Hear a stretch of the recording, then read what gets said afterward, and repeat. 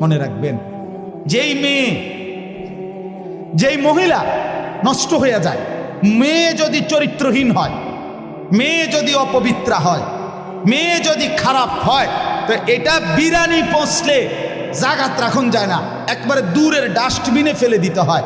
কোন নারী পচে যাওয়া, মেয়ে নষ্ট হয়ে যাওয়া, মহিলা নষ্ট হয়ে যাওয়া, আল্লাহর কসম এটা শুধু পচছে না, এটা দুর্গন্ধে পুরা সমাজটা শেষ করে দিয়েছে।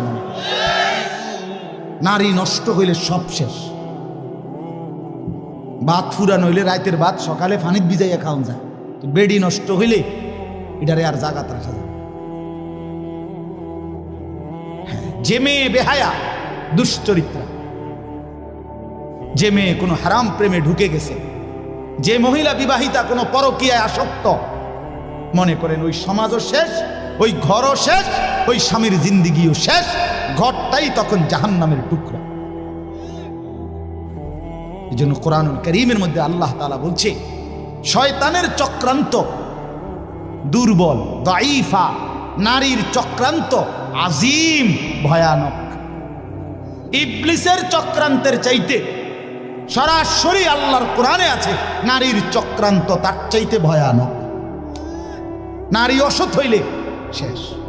বেডি যদি সিদ্ধান্ত নেয়, এই জামাই তোরে বেড়া আমি তোর বাপের লগে, মাল লগে, দেবর ননদের লগে তুই কেমনে থাকস, আমি বেডি বাচ্চা দেখতে দিতাম না, তো মনে করেন শেষ।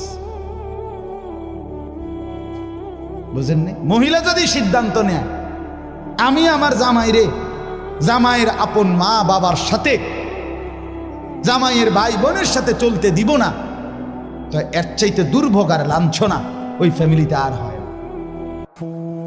এই জন্য মাদের ইসলাহ খুব দরকার, বোনদের ইসলাহ খুব দরকার, নারীর সংশোধন খুব দরকার।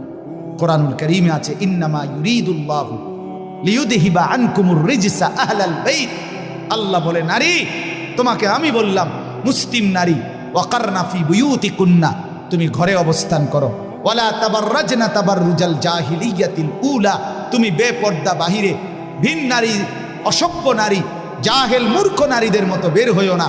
3, ওয়া আকিমনাস সালাহ, আল্লাহ বলছে কোরআনে, নারী তুমি 5 ওয়াক্ত নামাজ পড়ো, ওয়া আতিনাজ যাকাত, বছর শেষে হিসাব করে তোমার স্বর্ণ রৌপ্য গহনা অলংকারের যাকাত প্রদান করো। আর 5 নাম্বার, ওয়া আতিইনাল্লাহ ওয়া রাসূলা, আল্লাহ এবং রাসূলের আনুগত্য করো। আল্লাহ বলে, নারী কেন বললাম? এই আল্লাহ তখন বলছে, আমি আল্লাহ চাই তুমি নারীর মাধ্যমে